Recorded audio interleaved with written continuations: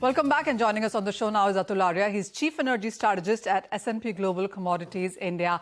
Atul, thank you so much for joining us. How do you, first of all, look at the Indian demand for fuel and renewables? I mean, we've seen it continuing to be on a high. Is it expected to be like that for the following months? Yeah, so I think our view from S&P Global is that India's demand for all forms of energy, oil, gas, coal, and as well as renewable energy, all going to grow, mainly because of GDP growth as well as population growth. And by 2050, which is further out, we see the total energy demand doubling from where it is today. Keep in mind that India's per capita energy consumption today is only 1/10 that of the United States. So even with the doubling, it still has room to grow. Atul, as of now, the Indian buying is discounted crude from Russia, but view on availability and affordability, how do you see that going forward? Also, what's your sense on the crude prices now?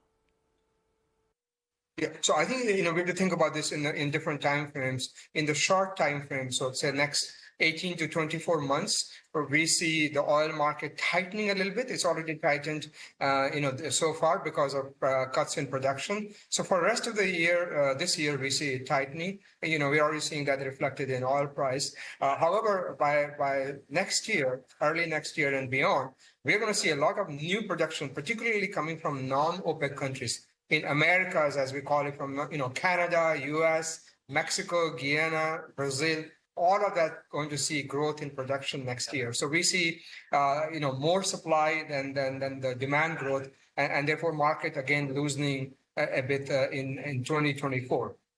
Beyond that, of course, market is going to remain, I would say, fairly balanced. Prices in the $65-70 range. In terms of the mix of imports for oil, Russia, of course, is supplying oil to India, but there are many other countries. In fact, good news for India is diversifying its oil import basket. It's importing a lot more oil from the United States, and now is coming in from new producers as well. So we're going to see much more diversification of India's crude import, moving away, say, primarily from the Middle East to a much broader set of countries.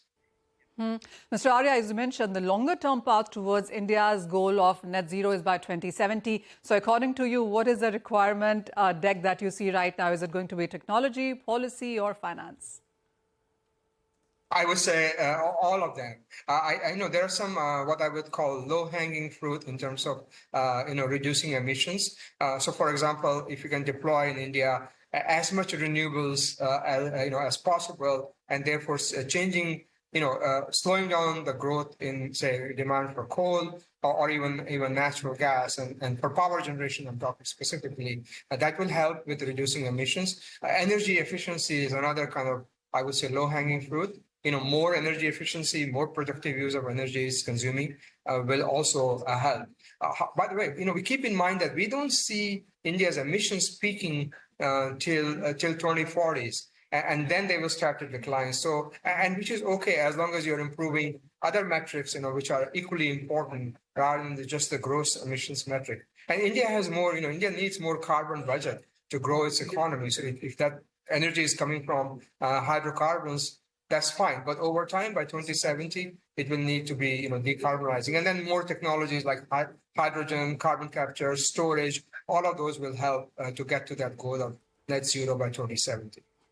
All right. Mr. Arya, I also want to get a sense on Indian demand growth going from here. We do understand that the incremental numbers have been quite strong, that one. And second part of my question is about the prices. I mean, you mentioned us a range, but what is your sense on prices this year and the next?